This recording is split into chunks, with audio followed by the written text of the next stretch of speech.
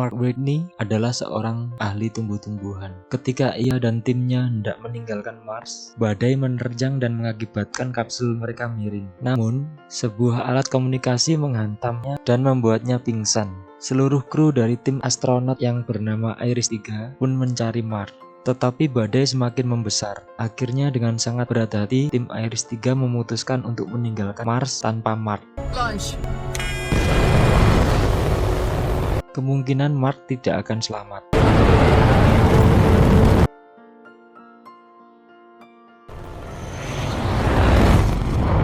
Nyatanya, Mark Whitney memang selamat. Ia sadar ketika badai telah reda dan mendapati dirinya mengalami luka akibat pecahan dari alat komunikasi yang menusuk tubuhnya. Mark pun kembali ke camp untuk mengobati lukanya dan merekam seluruh kejadian yang ia alami setelah timnya pergi. Sayangnya alat komunikasi yang berada di camp telah rusak. Hal ini membuat Mark tidak dapat menghubungi siapapun, baik timnya maupun NASA. Mark mengetahui bahwa tim ekspedisi berikutnya baru akan sampai ke Mars dalam waktu 4 tahun lagi. Untuk bertahan hidup, Mark tidak ingin meninggal di Mars. Ia bertekad untuk tetap hidup sampai saat tim ekspedisi berikutnya, yaitu tim Iris-4 tiba. Maka ia pun mulai mengecek semua hal yang ada di sekitarnya dan memetakan apa saja yang ia butuhkan untuk bertahan hidup selama 4 tahun ke depan.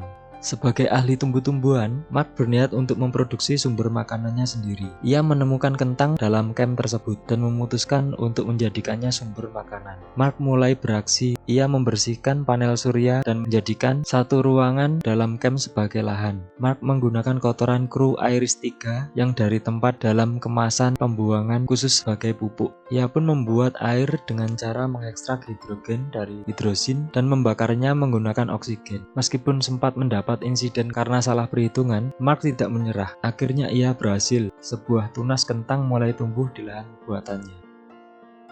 Seorang direktur program NASA bernama Vincent masih ingin mengecek kondisi terbaru dari Mars. Karena ia merasa ada kemungkinan Mark masih hidup, Mark mulai memikirkan tim Iris-4 yang akan datang 4 tahun lagi. Ia memperhitungkan di mana lokasi mereka akan mendarat. Akhirnya, bumi berhasil mendeteksi bahwa Mark masih hidup. Vincent berniat mengirim pesan kepada Mark dan memintanya untuk bertahan di Mars. Vincent berniat untuk segera mengirim tim astronot untuk menjemput Mark. Suatu hari, Mark menemukan cara untuk menghubungi NASA. Ia menggunakan sebuah alat bernama Pathfinder yang terkoneksi dengan alat yang sama di bumi. Lalu dengan bantuan Vincent dan NASA, Mark berhasil menemukan cara melakukan komunikasi dua arah dengan bumi.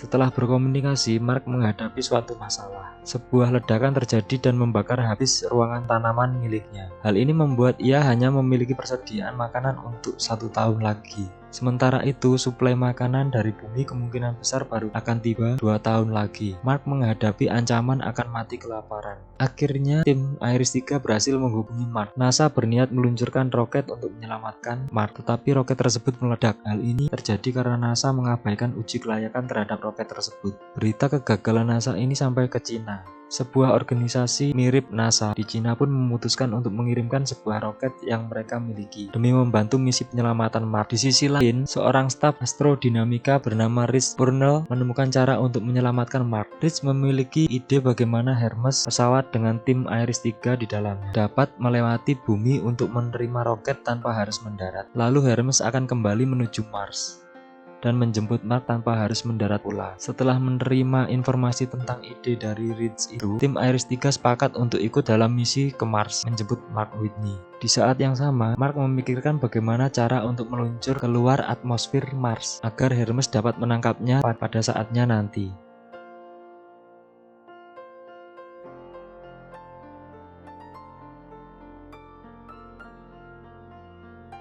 Mark Whitney bersiap melompat keluar atmosfer Mars. Tim Iris-3 dengan Hermes bersiap untuk menangkap Mark. NASA pun terus memantau.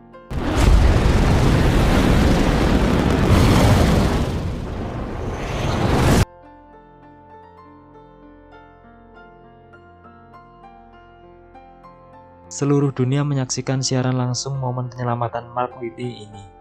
Penjemputan Mark Whitney menggunakan kapsul yang telah lama berada di lokasi pendaratan Iris-4 untuk meluncur keluar atmosfer Mars. Sayangnya, terjadi kendala yang menghambat Mark dan membuatnya pingsan di tengah-tengah peluncurannya.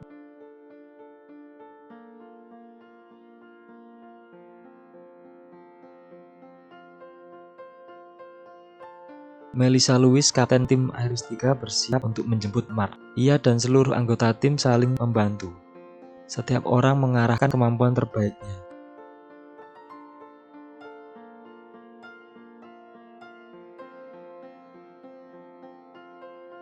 Ketika situasi semakin kritis, Mark yang telah sadar menggunakan oksigen dalam kostum astronotnya untuk meluncur hingga Melissa berhasil menangkapnya.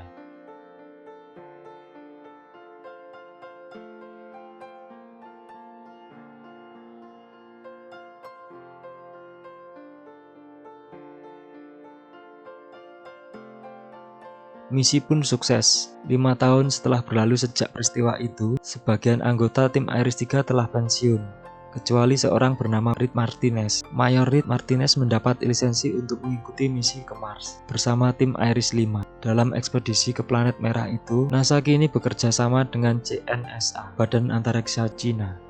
Di akhir film, Mark Whitney menjadi seorang instruktur di NASA. Ia bertugas mengajar astronot muda. Mark memberi pelajaran tentang bagaimana cara bertahan hidup dengan memanfaatkan sains atau ilmu pengetahuan.